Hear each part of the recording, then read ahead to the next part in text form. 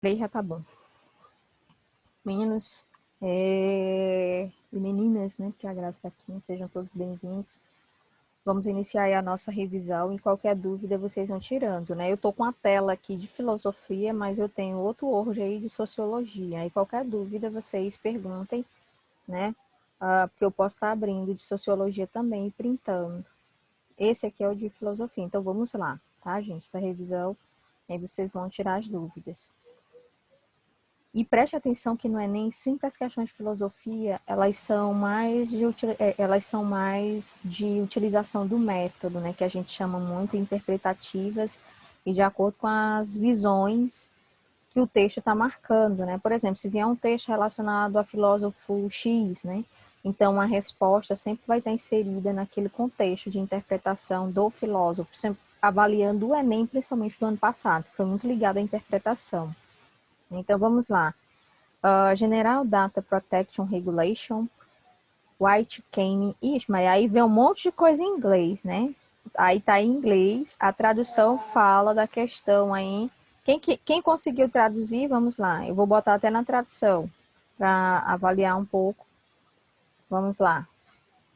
Aí tá, fala, deixa eu botar bem aqui, tradutor online. Todo mundo conseguiu traduzir, é porque aqui na sala tem um povo aí que é da área dos inglês, né? Tradutor online.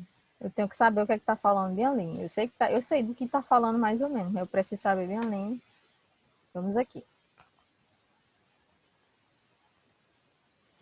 O Regulamento Geral de Proteção de Dados, GDPR, que entrou em vigor em 2018, foi a maior sacudida na privacidade de dados em 20 anos. Uma série de violações recentes de alto perfil trouxe a questão da segurança de dados à atenção do público. Aí o texto está falando, gente, da análise de dados e da capacidade que os sistemas têm de manter os seus dados em segurança, seja os dados da sua conta pessoal, do WhatsApp, do Facebook, para não haver violação do seu direito, que entra também na questão da violação dos direitos humanos. Afirmações que surgiram no ano passado de que a consultoria política Cambridge Analytica usou dados coletados de milhões de usuários do Facebook sem seu consentimento. As pessoas estão cada vez mais percebendo que seus dados pessoais não são apenas valiosos para elas, mas extremamente valiosos para os outros. Agora, a Lei de Proteção de Dados está prestes a acompanhar mudanças tecnológicas. Vamos voltar, né? Aí a gente está analisando, né, proteção de dados. Quando a gente fala de proteção de dados, atualidades, não esqueçam, tá? Recentemente no Brasil nós tivemos dados aí sendo clonados do STJ. Essa semana, por exemplo, hoje é dia 11, quarta-feira, no final de semana nós tivemos um hack aí, chamam hacker, né? Mas quem é da área digital, quem faz o mal não é hacker, é crack, não sei. Mas um desses dois entraram no sistema do Superior Tribunal de Justiça e mantém os dados até hoje lá, tá? Entra como atualidade, que foi na semana passada, ou no início dessa semana, e esse povo ainda hoje está com os dados lá, o STJ não está tendo nenhuma sessão por conta dessa questão dos dados. E os bandidos, né, os hackers, ainda mandaram uma mensagem para o STJ dizendo que eles só liberam os dados. Para quem não sabe, o STJ é um tribunal, né, de justiça, instância superior. Abaixo do Supremo Tribunal Federal de Brasília tem o STJ, que funciona lá também. Então, assim, roubaram os dados, não tem como fazer nenhum julgamento, e essa galera que roubou ainda mandou uma mensagem dizendo o seguinte, né, que devolveriam os dados se o STJ pagasse tantos em moeda virtual, que é a chamada moeda Bitcoin, né? Então, até que ponto a segurança de dados? Se roubam dados do STJ, imagina os meus dados, os seus, né? Então, assim, é muito complicado essa segurança digital. O texto permite abordar um problema filosófico contemporâneo que está relacionado a: letra A, a necessidade de limitação do avanço científico. Gente, o texto está falando da questão, né, da violação dos direitos de dados. Não está falando de limitar o avanço científico. Pelo contrário, não tem como, em pleno século XXI, se limitar o avanço da ciência. A ciência, cada ano que passa, ela vai... Cada ano não, eu estou sendo péssima, né? A cada dia que passa, a ciência ela só evolui. Não tem como a gente dizer que vai se limitar ao avanço da ciência. Não tem como. Letra B, as discussões sobre condutas morais no ambiente digital. Olha aí, gente, olha aí. Por que que a gente já analisa essa daqui? Essa daqui está dentro do conteúdo, né? Que é a violação dos direitos das pessoas nas redes, né? A violação desse ambiente digital. Letra C, ao aumento das desigualdades sociais. O texto não fala isso. A consolidação da democracia representativa. O texto não fala isso. É a ausência de experiência estética nas redes sociais. Não. O texto está falando de quê? Olha aí, ó. Discussões sobre condutas morais no ambiente digital. Como se utilizam as redes sociais, até que ponto você que tem rede social tem seus sigilos, né? Garantido, tem suas senhas protegidas através de criptografia e assim vai. Aqui é do Enem de 2019. Quem fez, né, em 2019, deve ainda lembrar dessa questãozinha. Mas vamos lá, deixa eu só configurar, ficou estranho aqui. Bora lá, tá? Os textos da natureza se revelam mais sobre a tortura dos experimentos do que no seu curso natural. Aí a gente está falando de um texto de Francis Bacon. Né? Texto 2, o ser humano, totalmente desintegrado do todo, não percebe mais as relações de equilíbrio da natureza. Age de forma totalmente desarmônica sobre o ambiente, causando grandes desequilíbrios ambientais. Os dois textos estão falando sobre a dimensão do meio ambiente e a forma como o homem agride esse meio ambiente. Um pela questão de torturar os animais ou o próprio meio ambiente, e o outro também está falando sobre essa percepção, né, onde o homem, em vez de tentar equilibrar o meio ambiente, ele está desequilibrando. Os textos indicam uma relação da sociedade diante da natureza caracterizada pela, letra A, objetivação do espaço físico. Gente, aqui a gente já pode deixar aqui uma arestazinha, né? Ela não está de todo errado, não. Vamos analisar as outras. Por que essa daqui não estaria de todo errado? Porque está falando de espaço físico. O meio ambiente é espaço o quê? Na geografia? Físico. Então, deixa ela aqui. A letra B, retomada do modelo criacionista. Aqui está falando de criacionismo, a ideia de que Deus criou o mundo em tantos dias. Não. C, recuperação do legado ancestral. Aqui não está falando do legado da ancestralidade, voltando, por exemplo, aos princípios lá da pré-história, aquele modelo de evolução, não.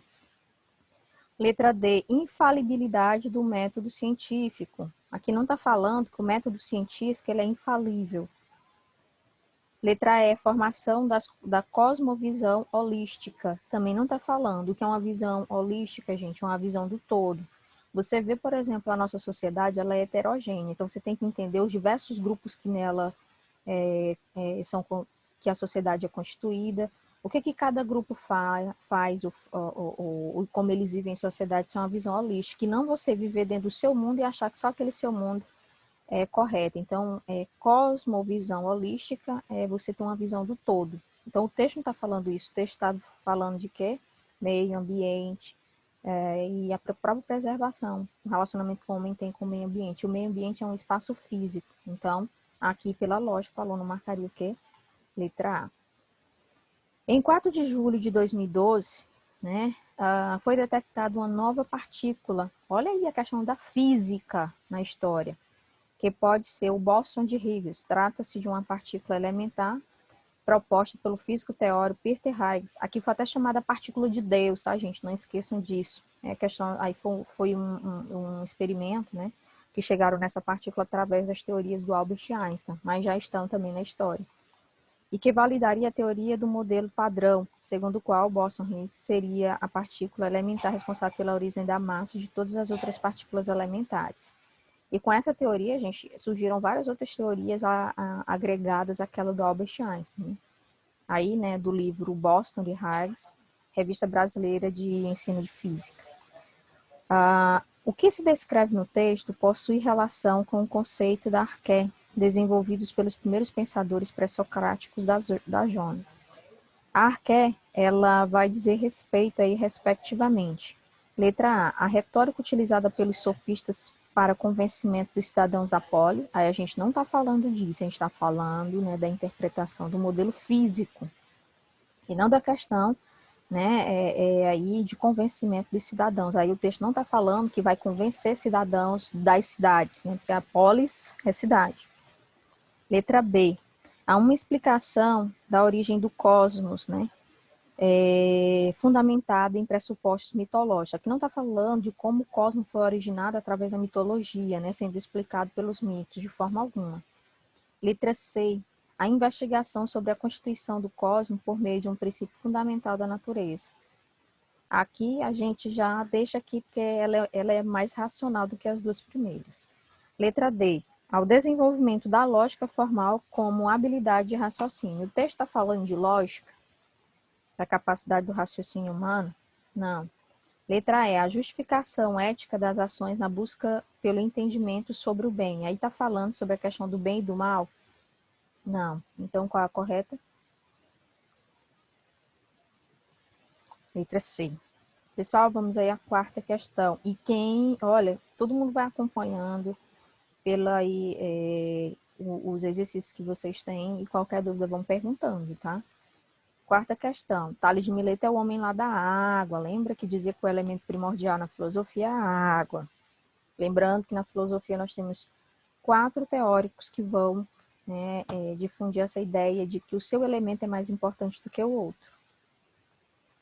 De acordo com Tales de Mileto, a água é a origem e matriz de todas as coisas. Essa maneira de reduzir a multiplicação das coisas a um único elemento foi considerada uma das primeiras expressões da filosofia. Por quê? Letra A. É um questionamento sobre o fundamento das coisas.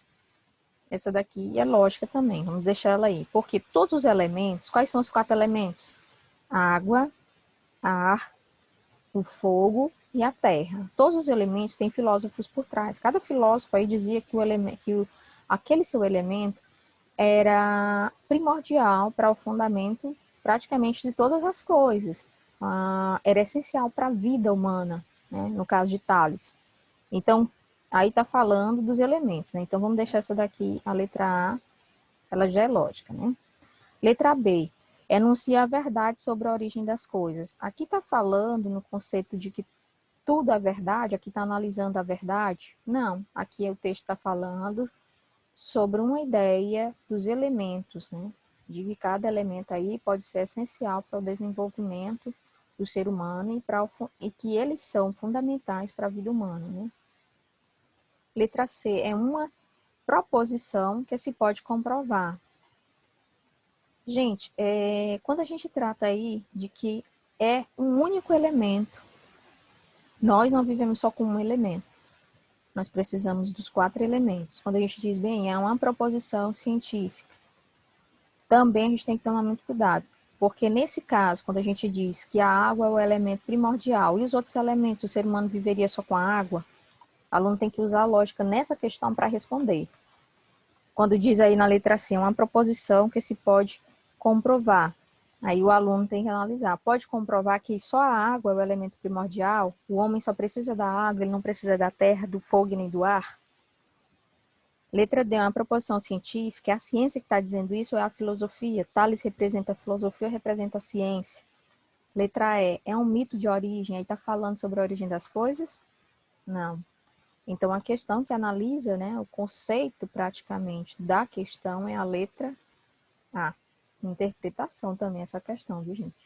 Extremamente de interpretação. Quinta questão, leia o texto a seguir. Quando o artista demiurgo trabalha em sua obra, a vista dirigida para quem... Não sei se todos estão enxergando, deixa eu ver se eu aumento um pouquinho mais. Acho que agora vai.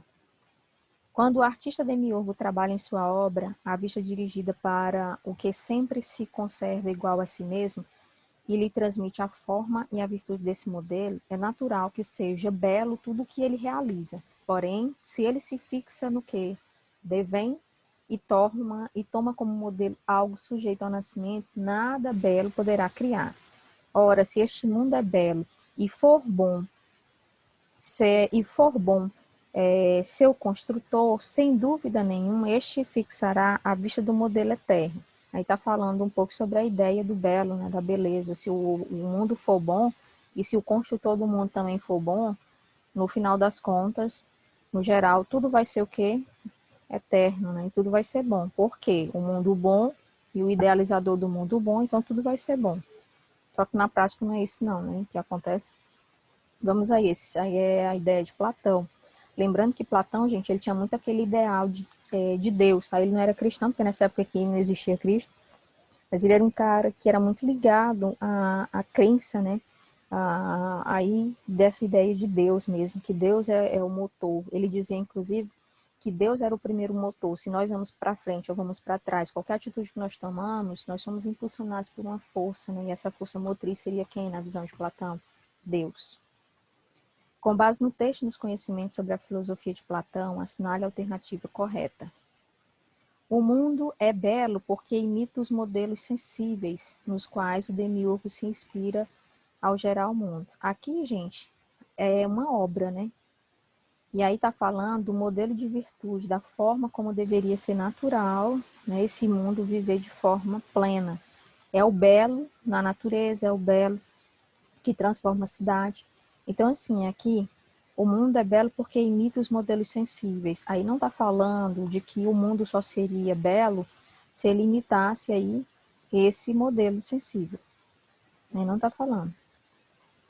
Letra B. O sensível ou o mundo que devém é o modelo no qual o artista se inspira para criar o que permanece.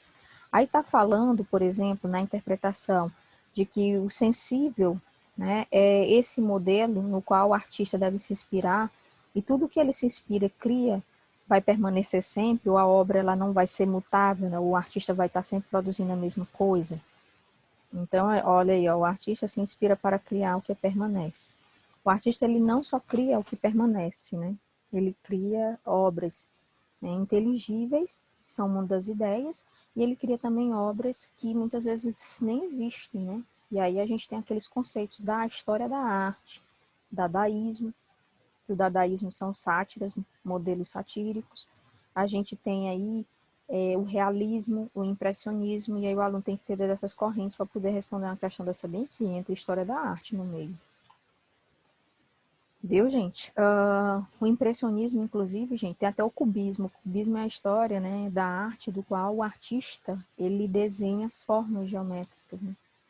Letra C aí, o artífice do mundo, por ser bom, cria uma obra plenamente bela, que é a realidade percebida pelos sentidos. Na visão aqui do texto, o texto está falando que nós só conseguimos reconhecer uma obra pelos órgãos dos sentidos.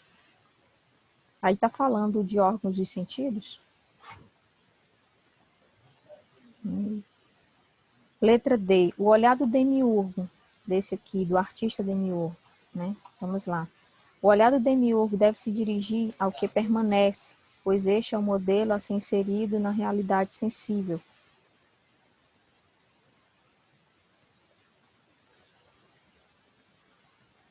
Bora lá, gente. Olha lá. Quando a gente diz aqui, o olhar do demiurgo deve se dirigir ao que permanece, pois este é o modelo a ser inserido na realidade sensível. Que realidade sensível é essa? A realidade que os nossos órgãos dos sentidos, ela vê.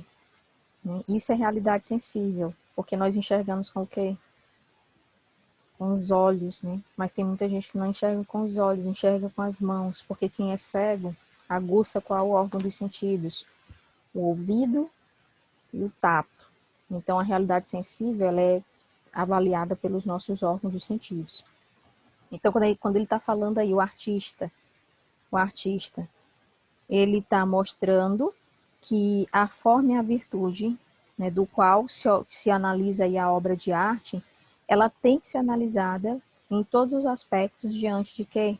Diante dessa interpretação do belo. E a interpretação do belo não só é dada para quem enxerga com a visão. A arte, como um todo, ela pode ser interpretada para todas as pessoas.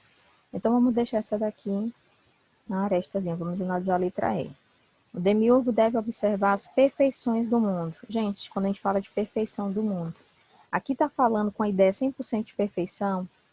Aqui está dizendo o seguinte, ora, se este mundo é belo e for bom seu construtor, sem dúvida nenhuma este fixará a vista no modelo eterno. Então, se o mundo é bonito e quem fez ele, né, o seu construtor, também é bom, no geral, esse modelo pode ser eterno, porque o que é bom tem que se eternizar, o que é ruim precisa ser restaurado. Então, aqui, o demiurgo deve observar as perfeições do mundo. Lá no texto está falando que o mundo é perfeito. que o mundo não tem problemas, que a beleza é perfeita, que o belo é 100% perfeito. Então, aqui nós temos, olha aí, né? A letra D e a letra E. Quem marcou qual das duas aí? Uma delas é a correta. Bora lá? Aqui é a letra D. É a letra D. É a letra D. É a que vai na interpretação. Novamente, questões de interpretação. O aluno responder uma questão dessa, gente, de interpretação, ele tem que ler mais de 2 vezes o texto. E tem que ir sempre pelo modelo de exclusão. Não esqueçam disso nunca, tá? Porque, olha, duas questões, duas letras se tornam parecidas. Só que aqui o aluno vai entender, né, pelo processo de exclusão. Por quê? Ó, observar as perfeições no mundo sensível para reproduzir. O artista, ele só reproduz coisas do mundo que são perfeitas. Volto a dizer, aqui é filosofia aliada à história da arte. Quantas escolas artísticas nós temos? Impressionismo, expressionismo, cubismo, dadaísmo, deixa eu ver se eu lembro mais alguma aqui, realismo.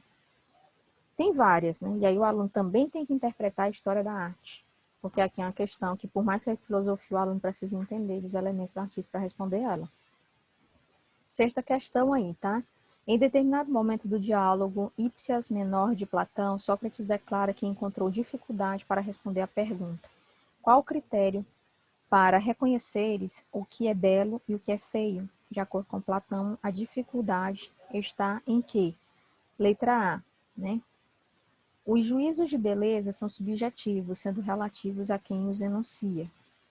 Gente, aqui ele está falando, né, da questão da beleza. De acordo com Platão, a dificuldade na interpretação do que é belo e do que é feio está. Os juízos de beleza são subjetivos, sendo relativos a quem os enuncia? Não. Os juízos de beleza, eles podem até ser subjetivos, né? Mas eles não podem ser relativos a quem o enuncia. Quem é que enuncia? O artista. O artista tem a interpretação dele, independente do que a gente vai achar da arte do artista, a interpretação dele é a dele. E vai ser sempre a dele. A nossa pode ser diversa, né? Mas a dele não. A interpretação dele, né, de beleza e de feio vai ser sempre a dele. O artista, quando faz, ele não está interessado em saber como a pessoa, como eu vou interpretar a obra dele. Ele está interessado em saber como ele vai produzir aquela obra e qual sentimento ele vai depositar naquela obra naquele exato momento, né? Então, vamos aí. Letra B. O belo e o feio não se distinguem realmente. Será que o belo e o feio são iguais? Porque quando se diz aí, o belo e o feio não se distinguem, está dizendo que eles são iguais. O belo e o feio são iguais? Não, são diferentes. Letra C. É preciso conhecer o que é beleza para que se possam identificar as coisas belas. Não. A gente não necessariamente precisa só conhecer o que é a beleza. Essa daqui também não está errada, não estaria errada dentro desse conceito, mas eu quero que vocês entendam que na questão da filosofia, gente, não necessariamente você tem que entender 100% o que é a beleza para identificar as coisas belas, porque também é outra coisa relativa. Mas como a questão é de interpretação, vamos nós. Essa daqui, ó, já deixa aí ela, né? Vamos aí, letra D. O critério de beleza não é acessível aos homens, mas apenas aos deuses. Desde quando só os homens podem interpretar a beleza? Quer dizer, só os deuses, né, aqui no caso.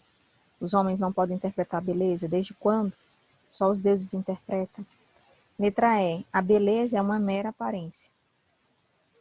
Gente, duas letras aqui podem ser corretas, a C e a E. Quem marcou? Aí. Agora diz que letra C, tia.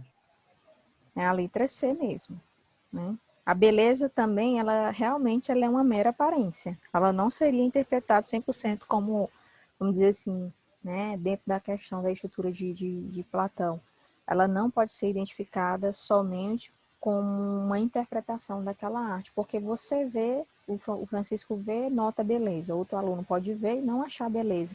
E aí, quando você diz a beleza é uma mera aparência, realmente ela é uma aparência, mas é uma aparência que é fixa. Se o Francisco achou uma obra bonita, pois ele vai sempre continuar vendo aquela mesma obra daquela mesma forma. Pode ser que aprofunde, mas a beleza que ele viu no primeiro momento vai continuar. Ou talvez vá aprimorar, vá aumentar. Então, aqui, ó, é preciso conhecer o que é beleza para que se possa identificar as coisas belas. E aí a gente está falando já no campo das artes, e não na beleza humana, tá, gente? Aqui é arte. Sétima questão aí, tá? Leia o texto a seguir. A arte imita a natureza. Novamente, filosofia ligada à arte.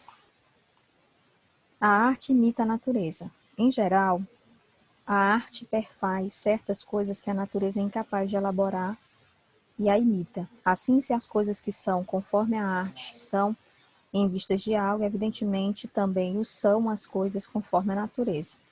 Aí é um texto, Física 1 e 2 de Aristóteles. Com base no texto, nos conhecimentos sobre mímesis, que é a imitação, né, que já está mostrando, imitação em Aristóteles, assinale a alternativa correta. Novamente, interpretação do texto, tá? Letra A. O artista deve copiar a natureza, retirando suas imperfeições ao imitá-la com base no modelo que nunca muda. Gente, quando a gente fala de natureza, o artista deve copiar a natureza. E a natureza, ela nunca muda. A natureza nunca muda, ela está sempre ali do mesmo jeito. Ou a natureza, a gente pode interpretar ela como mutável. A natureza, ela é mutável. E quem é que muta o homem? A natureza, o homem. Através das mudanças que o homem ocasiona a ela. Letra B. O procedimento do artista resulta em imitar a natureza de maneira realista, típica do naturalismo grego. Gente, realismo é uma coisa. Olha aí, duas escolas. Olha aí, ó, falando que duas escolas são interpretadas da mesma forma. O procedimento do artista resulta em imitar a natureza de maneira realista, típica do naturalismo grego. Nada a ver, né? O modelo realista assim, interpreta a realidade como ela é, até que o aluno ele pode analisar. Não, mas o naturalismo representa, é a escola que vai aí traduzir em telas, né, a questão natural, mas o ambiente natural, né? Pode ser também realista? Pode. Mas aí a gente não pode dizer que em todos os momentos nós temos que imitar a natureza dessa maneira. E afirmar, por exemplo, que lá na Grécia o naturalismo também era interpretado dessa forma. Porque não é. O realismo, gente, quem estudou já em História da Arte, aí, com a professora de artes, o realismo é uma escola, se eu não me engano, pós-renascimento. Essas escolas todas, né, relacionadas à transformação da arte são escolas bem modernas. E quando a gente fala de naturalismo grego, é o quê? A antiguidade. É só aluno aí por exclusão. A arte distinta da natureza produz imitações desta, mas são criações sem finalidade ou utilidade. Gente, a arte não tem utilidade? A arte, as criações que ela faz e reproduz a natureza não tem finalidade? A arte como um todo, gente, ela tem uma finalidade. Na maioria das vezes a arte, ela funciona como forma de denúncia, né? Denúncia da realidade, ela funciona como sátira do momento atual que nós estamos vivendo. Então, assim, a natureza, a arte como um todo, ela é muito importante, porque ela satiriza, né, o momento. Letra D aí, a arte completa a natureza por ter a capacidade, ou por ter, né? É ser mesmo. A arte completa a natureza por ser a capacidade humana para criar e produzir o que a natureza não produz. É ter mesmo, gente, aqui está errado. Não muda a interpretação. A arte completa a natureza por ter a capacidade humana. Aqui está faltando alguma palavra.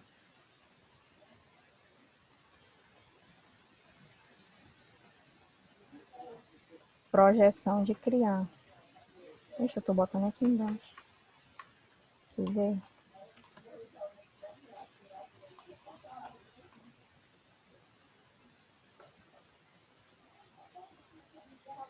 Eu vou completar aqui, gente.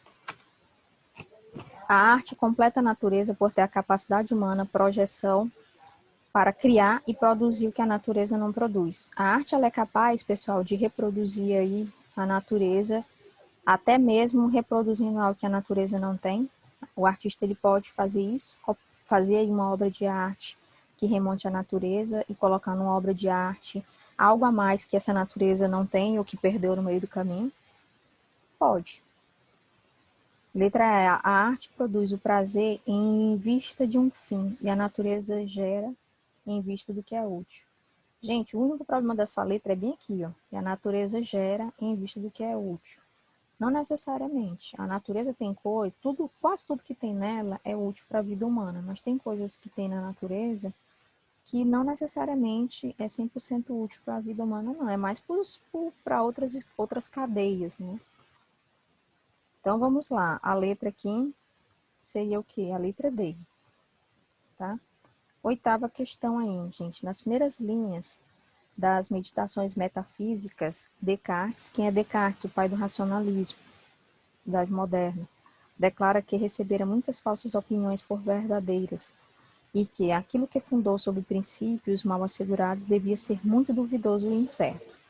Aí o livro dele, né, Meditações Metafísicas. Vamos aí. A fim de dar um bom funcionamento ao conhecimento científico, Descartes entende que é preciso, né, confiar nas próprias opiniões. A gente tem como confiar sempre 100% nas nossas próprias opiniões? Não. Mesmo ele tendo aquele elemento muito grande do racionalismo, o homem é antropocêntrico, né? Ele é o centro aí da razão, mas aí não está falando, olha aí a ideia, né, do duvidoso e do incerto, os princípios. Então, esse fundamento científico, nós não temos como confiar 100% nas nossas opiniões, não. Letra B, certificar-se que os outros pensam como nós. Será que na visão de Descartes todo mundo pensa igual? Pensa igual uns aos outros? Não. Letra C, seguir as opiniões dos mais sábios. Aí ele não está falando que nós precisamos seguir as opiniões dos mais sábios, não, gente. Olha aí o que ele diz. Recebera muitas falsas opiniões por verdadeiras. Pessoas que levaram para ele uma informação e essa informação era falsa e as pessoas levaram como sendo verdadeiras. Ou seja, né, criaram as falsas narrativas. Levaram para ele como sendo verdade, quando na verdade elas eram mentiras. Então, assim, aí não está falando de que deve-se seguir as opiniões dos mais sábios, porque para ele, gente, não existe o mais sábio, porque ele é o pai do racionalismo. Se ele é o pai do racionalismo humano, significa dizer que todo ser humano tem racionalidade, não é isso? Ele jamais vai dizer que um ser humano A tem mais racionalidade do que o ser humano B. Então, não tem essa ideia de que alguns são mais sábios e outros outros menos sábios, não. Letra D, a partir de princípios seguros e proteger com método, tá? Vamos analisar, ficou só essas duas, né? Vamos analisar a última aí, depois eu vou explicar. Letra E, aceitar que o conhecimento é duvidoso e incerto. Gente, quando se fala sobre o conhecimento, aí ele está falando que recebeu informações falsas e as pessoas, ao levarem essas informações falsas, acreditavam ser verdadeiras. Aí o que foi que ele fez com a lógica foi avaliar se aquilo era verdadeiro ou falso. E no final ele extraía somente o que era verdadeiro. Então, é a letra E. Aceitar que o conhecimento é duvidoso e incerto. O conhecimento, na visão de René Descartes, racionalidade, antropocentrismo. O conhecimento, ele pode ser duvidoso e incerto? Não. O conhecimento, ele tem que ser verdadeiro. Se não for verdadeiro, ele não é conhecimento. Ele é uma falácia. Lembra lá quando vocês estudaram a questão das falácias na filosofia. Então, restou essa. Partir de princípios seguros e proceder com método. Que métodos são esses? Analisar de onde vem a questão dessas falsas opiniões, quem foi que trouxe, por que trouxe, e ir atrás, checar, que é o serviço que muitas vezes os jornalistas tentam fazer. Nona questão aí, gente. Leia o texto a seguir. Dever é a necessidade de uma ação por respeito à lei. Devo proceder sempre de maneira que eu possa querer também que a minha máxima se torne uma lei universal. Aí, Immanuel Kant, Fundamentação da Metafísica dos Costumes. Com base no texto, aqui a interpretação também, e nos conhecimentos sobre teoria kantiana do dever, assinale a alternativa correta, tá? Letra A. A máxima de uma ação moral universalizável pode ter como fundamento os efeitos da ação, sendo considerada moralmente boa uma ação cujos efeitos causam o bem. Gente, os efeitos de uma ação não necessariamente vão causar só o bem. Para o ser humano, na visão de Kant, nem toda ação que a gente faz, no final, vai causar um bem. Algumas ações que o ser humano causa, no final, pode ter um efeito que é mal. Letra B, né? A obrigação incondicional que a lei moral impõe. O que é lei moral, gente? É a lei que dita os costumes. A obrigação incondicional que a lei moral impõe advém do reconhecimento da possibilidade de universalização das máximas da ação. Gente, vamos aí analisar essa daí, né? Quando eu digo aí, a obrigação incondicional, nós temos que pegar, né, uma lei moral existente em uma determinada sociedade e ao pegar essa lei moral, nós vamos ter a obrigação de segui-la, porque nós estamos vivendo em cultura. E aí o que analisa-se bem aqui, né? Seriam as máximas aí da ação. Teríamos que pegar esses valores e universalizar, passar para os outros. Será que na nossa sociedade, no geral, a gente consegue passar essas coisas, né, essas regras de uma forma, a lei moral, por exemplo, a forma como as pessoas se comportam em sociedade, será que a gente consegue multiplicar na palavra universalização? Ele está pedindo aí no texto, né? Ele fala muito bem disso. Olha aí, ó, o nome do texto, Fundamentação da Metafísica dos Costumes. Costumes tem a ver com o quê? Lei moral. Essa daqui já deixa entreaberta, tá? A letra B. Vamos aí à letra C. A mentira pode, em certas circunstâncias, ser legitimada moralmente quando ela resulta uma ação benéfica ou impede prejuízo a outra. Gente, quando a gente está falando de metafísica dos costumes, costumes não são mentiras. Aí aqui está dizendo, a mentira pode, em certas circunstâncias, ser legitimada. Kant, nenhum filósofo vai legitimar a mentira. Vocês vão já estudar a questão do ceticismo, mas a filosofia ela não vai legitimar a mentira. A mentira vai ser sempre mentira. D. A máxima incondicional de uma ação moral pode ter como fundamento a experiência, pois os costumes fornecem elementos suficientes para ela. Você, numa sociedade, né?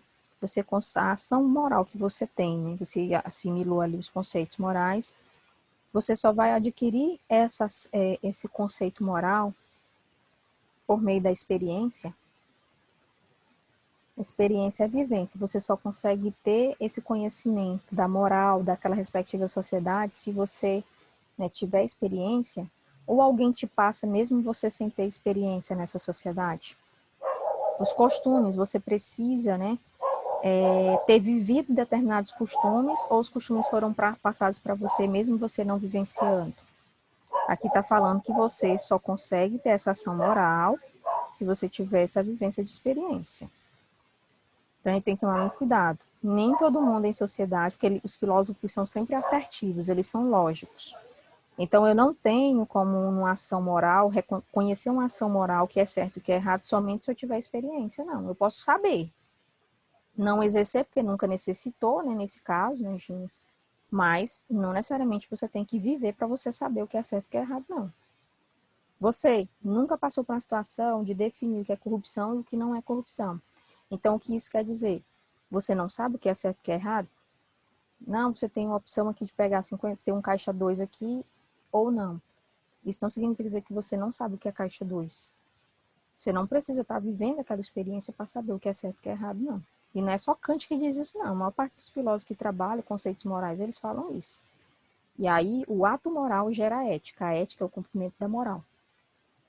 Letra E. O imperativo categórico, princípio dos imperativos do dever, escolhe dentre os estímulos fornecidos à vontade o que lhes é mais adequado. Não necessariamente. Você, para conseguir, né, chegar a esse elemento do dever, né, do ato moral, você tem que ter vontade.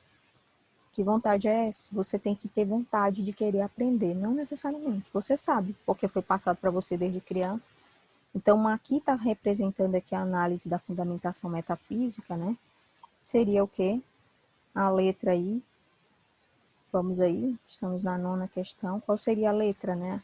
Nós estaríamos entre duas letras, a B ou a C. Quem marcou e qual marcou? Antes de cair.